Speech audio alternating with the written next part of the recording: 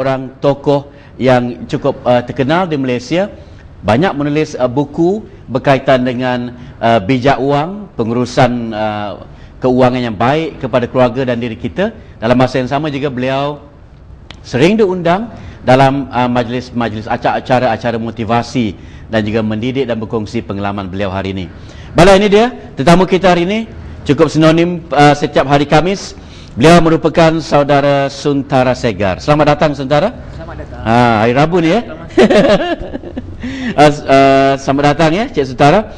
Dan kita lihat kalau minggu lalu kita telah pun mula memikirkan bagaimana kesilapan kita kan, yang lalu tidak dapat menguruskan keuangan dengan baik. Ada pelbagai faktor ya. Tapi mungkin kali ini kita nak kongsi lagi tentang kita boleh menjadi seorang yang lebih bijak daripada semalam. Bijak menguruskan keuangan kerana kita nak tahu banyak kesilapan yang ada pada diri kita ya. Boleh ya, Cik Segar? Boleh. Okey, kita akan mulakan dengan kenapa agaknya? Kenapa berlakunya banyak kesilapan dalam pengurusan keuangan? Silakan. Kenapa banyak berlaku kesilapan ya? Para penonton sekalian, ialah kerana sikap kita lah. Okey, kita tak boleh mempersalahkan orang lain, mempersalahkan kerajaan ya, mempersalahkan Soros, kawan-kawannya yang mencuri wang semualah. Jadi hari ini saya akan bersama-sama dengan Tuan Mansur selaku host akan berkongsi. Saya dah kenal pasti ya 7 kesilapan umum lah. Kesilapan umum ni kira kesilapan yang kita boleh kata macam bukan kesilapan yang memerlukan pemikiran matematik ke apa, tapi kesilapan umum. Okey, yang boleh berbentuk habitual untuk sikap. Jadi kita akan kongsikan satu persatu. Tuan Mansur akan bersama dengan saya lah. Dan adakah sebenarnya, Cik Segar, kita lihat ini merupakan satu kesilapan biasa ya. Orang selalu kata bahawa manusia ni mudah lupa. Sifatnya ya. Dan kadang-kadang kita dapati manusia juga gagal merancang. Tapi pandai merancang, tapi gagal merancang apa yang dirancangkan. Gagal menjalankan apa yang telah dirancangkan ya. Kenapa jadi begitu selalunya? Okey, jadi saya rasa itu kalau saya nak ikutkan, saya mungkin boleh mulakan dengan kesilapan pertama. Ya, kesilapan pertama ialah kita menangguh untuk memulakan sistem perancangan. Okey, jadi penangguhan ini sebab hari ini kita bicara tentang keuangan. Jadi penangguhan ni ialah berkaitan dengan keuangan. Tetapi sebenarnya dalam hidup kita, bangun pagi pun banyak benda kita tangguh kan. Kadang-kadang solat pun kita tangguh, betul? Jadi dia membawa kepada keuangan lah. Okey. Jadi tentang solat tu kena tanya ustaz yang berkaitan. Tapi pasal kesilapan menangguh ni lah kerana ada kemungkinan rasa macam masalah tu kecil. Gitu. Dia tak rasa sakit. Misalnya kalau kita sakit perut, cepat-cepat kita pergi jumpa doktor, ambil ubat lega kan. Tapi misalnya keuangan ni tak apalah, besok dan lusa. Jadi kesilapan pertama ialah menangguh untuk memulakan sistem perancangan keuangan. Jadi hari ini kalau penonton siapa yang ada pen atau kertas ya, boleh duduk dan ambil nota ya. Kesilapan pertama ialah saya kata menangguh. Jadi hari ini bila dah bangun daripada meja nak pergi kerja ke atau apa, jangan tangguh lagi, take action plan. Itu dia. Mana jangan tangguh lagi, buat action plan. Tapi satu yang nak kongsi lagi, bahawa mungkin lah yang biasanya kita tangguh-tangguhkan ialah dari segi kalau mempunyai kad kredit ya, suka menangguh-tangguhkan pembayarannya. Kalau kita mempunyai skim insurans juga mungkin ramai ya yang tak apalah, tunggulah dulu ya. Kalau berhutang lagilah. Dan kita dapati bahawa sebenarnya kalau dalam keadaan sekarang ini 2010, kita inginkan seluruh rumah dan semua sekali yang menonton kita dapat merancang keuangan untuk anak ya. Maknanya aspek pelajaran anak juga diberikan perhatian. Ada simpanan tertentu yang telah pun diasingkan dan disediakan. Ini yang kita inginkan. Dan tapi ada juga yang kata bahawa adalah baik sekiranya kita mempunyai seorang sahabat, rakan sebagai seorang perancang keuangan. Mungkin boleh kita bertanya pendapatnya. Bagaimana, Cik Segar? Okey, jadi itu kalau kita gunakan sahabat atau kawan okey, di sini ada kita panggil 2 isu lah. Satu, adakah kita sanggup berkongsi ya?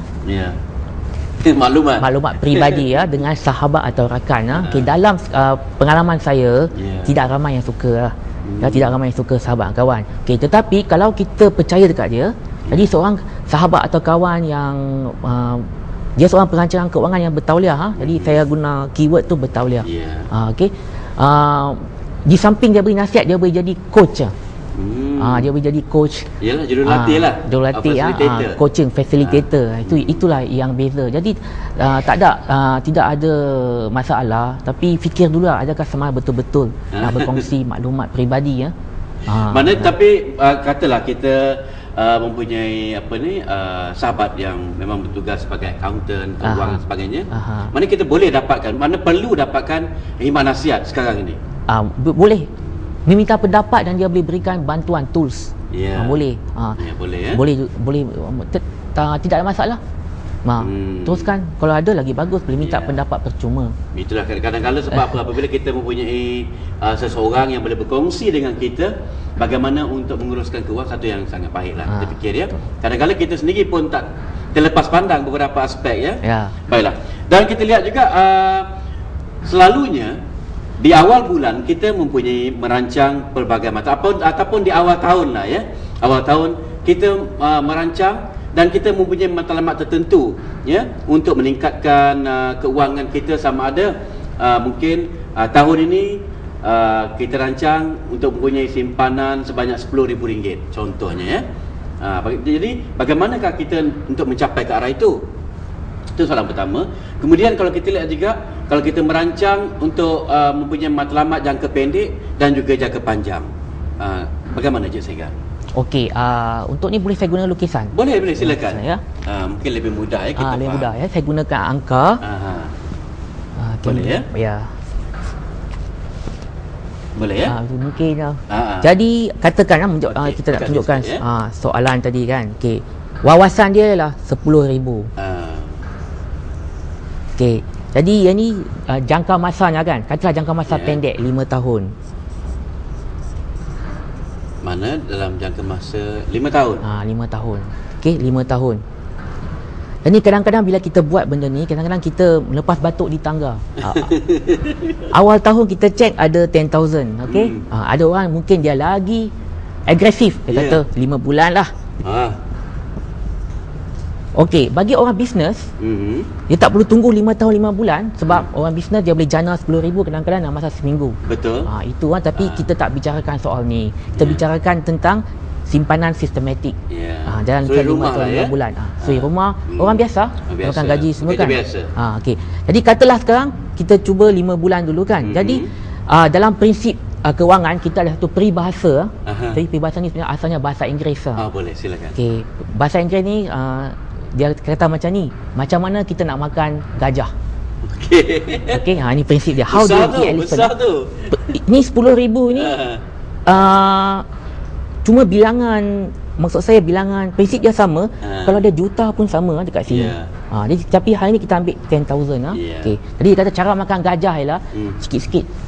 Jadi kita breakdown lah, senang. RM10,000 bahagi 5 bulan. Jadi mana satu yang boleh dilakukan? Maksudnya wawasan tu praktikal ke tak praktikal?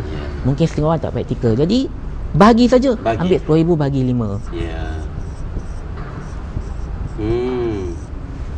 RM2,000 lah kan. Ni mudah saja. Okey. Lepas dapat RM2,000 ni, kalau kita contohkan guna setahun, jawapannya akan lebih kecil. Lebih kecil lah. Jangka masa dia panjang. Okey, jadi bergantung pada wawasan.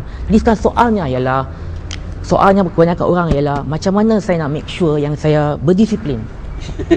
Berdisiplin. Jadi caranya mudah. Okey, seperti mana Encik Mansur tadi. Kalau ada kawan, suruh kawan pantau. Dan kawan yang paling bagus selalunya lah kita punya pasangan. Betul. Masa tidur pun boleh pantau, masa bangun pun boleh pantau. Jadi kalau orang bujang kata, saya tak ada pasangan. Ada pun cuma kawan mangkuk-mangkuk ada. Jadi apa dia buat ialah pergi dekat bank. Jadi mulakan auto debit lah. Auto debit. Itu saja. Itu satu kaedah dia ya. Ada kaedah-kaedah lain tapi kita akan dalam siaran yang seterusnya atau siaran yang akan datang kita akan bincang lebih lagi. Baik, terima kasih setakat ini. Kita harapkan saudara telah dapat berkongsi daripada Rajah Carta tadi kita dapat maklumat bahawa pertamanya kita rancang keuangan kita, ya. Yang kedua, kita dapati bahawa kita tetapkan jangka masa, ya Cik Sagar, ya. Jangka masa. Tetapkan jangka masanya. Berapa tahun kita nak capai? Adakah 5 tahun? Adakah 5 bulan? Ya. 5 tahun ataupun 5 bulan. Dan bagaimana kaedahnya kita nak kata orang tu ikut, ya, kepada apa yang telah kita rancang, disiplin, ya. Dan satu daripadanya dapatkan khidmat nasihat daripada kawan ataupun pasangan kita yang terbaik. Mungkin juga lepas ni kita nak tahu lagi bagaimana sebenarnya kita dapati ramai daripada kalangan kita tak berdisiplin. Susah sangat kita nak semua orang supaya lebih berdisiplin, supaya lebih tahu dan ikut jadual yang telah dibuat. Kita akan kongsikan selepas ini. Disiplinkan diri kita. Ada teori dan kaedahnya. Kita jumpa.